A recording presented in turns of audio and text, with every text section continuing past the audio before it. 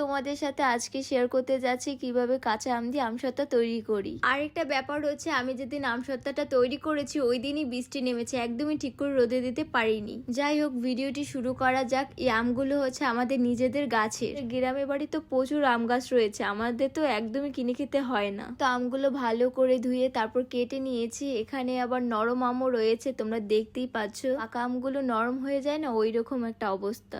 যাই হোক, তারপর তো একটা বলে গরম জল করে তারপর আমগুলো দিয়ে দিয়েছি। তো আমগুলো ভালো করে সেদ্ধ করব আর কি, যতক্ষণ জলের সাথে মিশে না যায়। আর আমি এভাবেই নাড়াতে ছিলাম। তারপর পরিমাণ মতো লবণ দিয়ে দিতে হবে। আর আমি আর রিয়া তো প্রচুর পরিমাণে টক খাই, তোমরা না দেখলে বিশ্বাস করবে না। যাই হোক, আমরা তো আচার তেমন একটা খাই না, তবে আমরা প্রচুর পরিমাণে কাঁচা আম খাই। আমার তো আম সেদ্ধ করা হয়ে গেছে, আর এখানে আমি আবার একটু ব্লেন্ড করে নিয়ে নেব, যেহেতু সেদ্ধর সময় আর কি আটিগুলো ব্লেন্ড হয়নি। তো আম তো ব্লেন্ড করা হয়ে গেছে। এখন পরিমাণ মতো মরিচের গুঁড়ো আর লবণ দিয়ে কিছুটা তারপর মিক্সড করে নিচ্ছি। তো মিক্সড করা হয়ে গেছে, এখন একটা থালাতে ভালো করে সরিষার তেল মেখে নিচ্ছি। আরেকটা ব্যাপার, আমি তো আমের আটিগুলো ফালাইনি, সবাই কম বেশি ছেঁকে করে। যেহেতু এগুলো কাঁচা আম তো নরম হয়, আর আমি আর রিয়েই খাবো, যার কারণে আর ফালানো হয়নি। এখন হচ্ছে আমার আমসত্ত্বাগুলো রোদে দেওয়ার পালা। আমি কিন্তু অলরেডি রোদেও দিয়ে দিয়েছি। একটা ব্যাপার, আমিও রোদে দিয়েছি, তার 10 মিনিট পর বৃষ্টি নেমে গেছে। মানে কপালটা এত পরিমাণ খারাপ হলে যা হয়। তো কি আর করার, ওই দিন আর রোদেই দিতে পারিনি। তারপর পরের দিন আবার রোদে দিয়েছি। এরকম করতে করতে প্রায় 3 থেকে 4 দিন লেগেছে। সো ফাইনালি আমার আমসত্ত্ব করা ডান। আর এখানে আটিগুলো ফালানো হয়নি, যার কারণে কেমন জানোই লাগছে দেখতে।